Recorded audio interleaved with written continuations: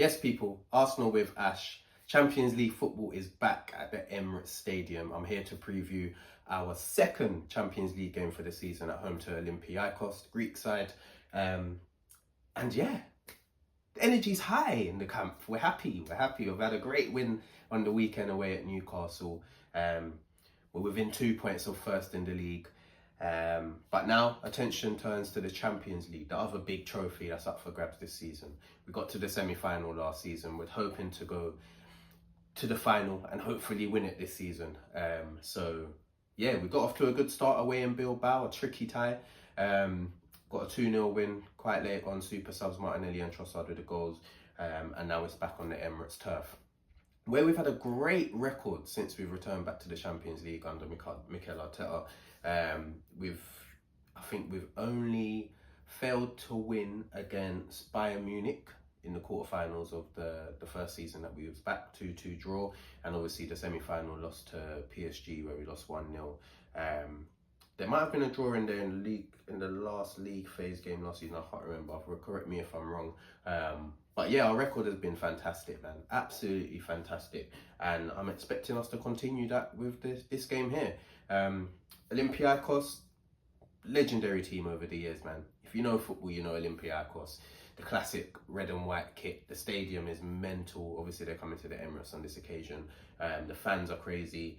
And yeah, they've had a good start to their season. They're unbeaten in the league and the Champions League. I think they've played 5 games in the league, won 4, drawn 1. And that draw was against their classic rivals, Panathinaikos. If you know, you know. They drew their first Champions League game at home to Paphos, which I'm sure they would have expected to win that one. I know it's a little bit of a derby there, a Greek side and a Cypriot side. But I'm sure they would have expected to win that, especially I think Paphos went down to 10 men at one point. But yeah, they took a point. But they have a really good record at the Emirates. I think it's the last 3 times they've come here, they've beaten us.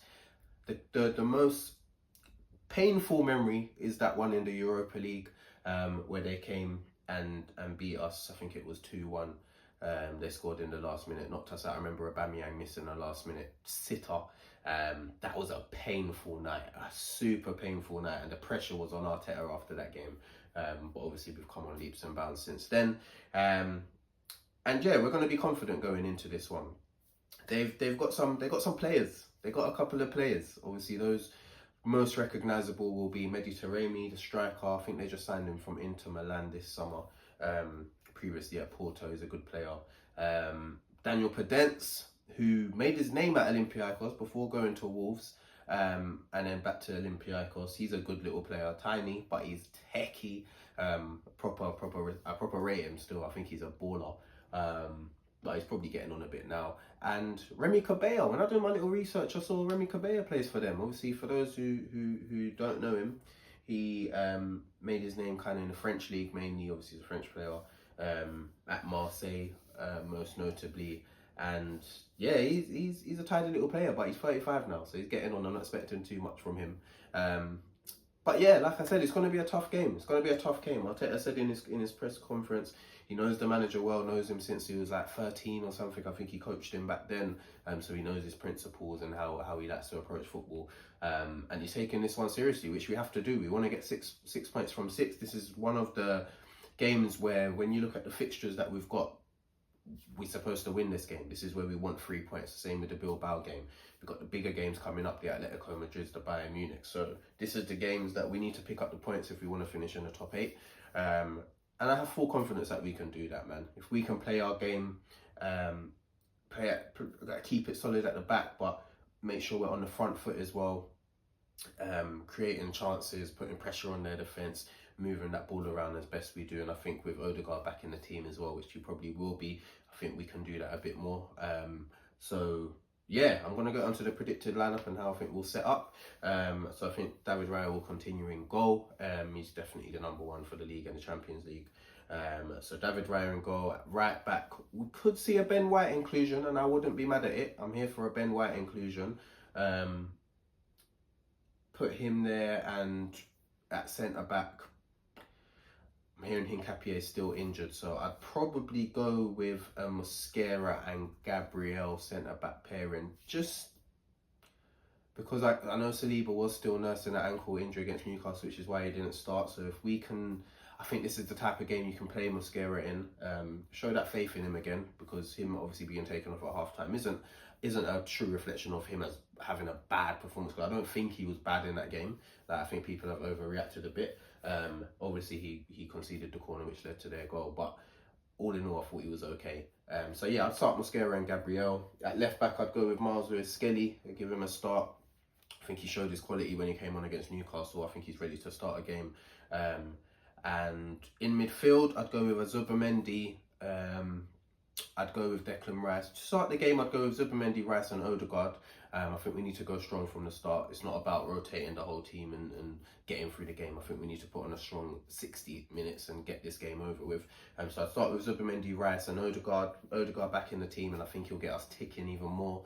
And in my front three, I'd go with Eze, I'd go with Gyökeres, and I'd go with Saka.